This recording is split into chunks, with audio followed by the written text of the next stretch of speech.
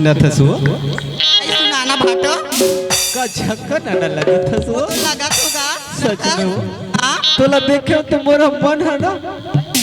तोरे धान लगा थे वो ऐसी का हाँ सुना था भाटो सुनाना वो सारी चावली मार्केट वाला में आओ लगा हाँ वो चावली के टूरा मन हम लोग का माल लगती कथी भाटो का कथे का माल लगती कथिया ऐसे हाँ हाँ और का कथी सुना था सुनाना चढ़ल जवानी देख के मेरी आहें क्यों भरती हो अच्छा चढ़ल जवानी देख के मेरी आहें क्यों भरती हो अच्छा और चंदा हाथ में नहीं आएगी हाँ इशारे क्यों करती हो हाँ भाटो ऐसे तो बने तो कथे वो तभी तो मैं कथूंगा का कथस वो शाहरुख और सलमान के आमिर से टकरा के अच्छा शाहरुख और सलमान के आमिर से टकरा के हाँ पैसे आए ऋतिक को चुरा की गा ऐसे का भाटो मैं का कथु सुनथस आई सुनाना तया तेर जवानी 4 दिन के जात अच्छा है नितरा पे अब तो हवस कुंवारी टूरी सीनगस जर जावे हवो औ का कथु सुनथस का कथस गा जब ले तोला देखियो ना हाँ ये गांव में आए हो वो आई तोर बार मोला माया लगी है वो सच में ये तो बढ़िया की बात है भाटो मोर मायाला मोर मायाला हा कहते मोरे सन परी मोर मायाला हा कहते मोरे सन परी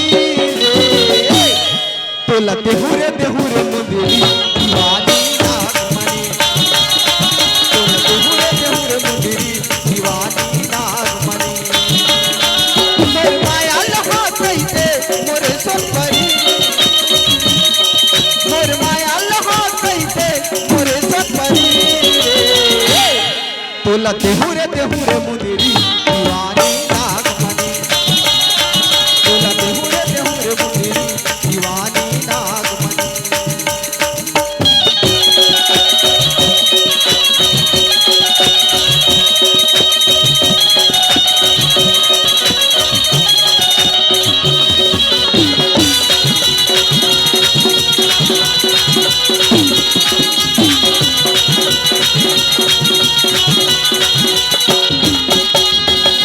माथे के बिंदिया बचंदा मंगा दूं माथे के गगना बकारा सजा दूं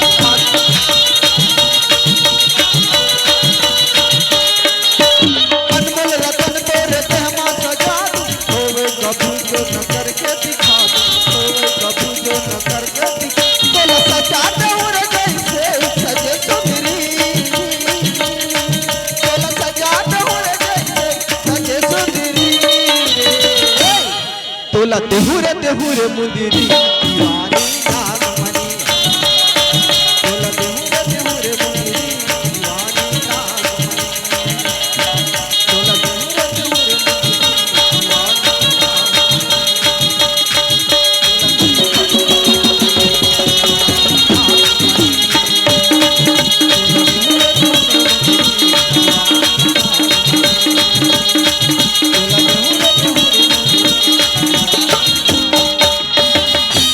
तुला देहुरे मुंदरी चढ़ा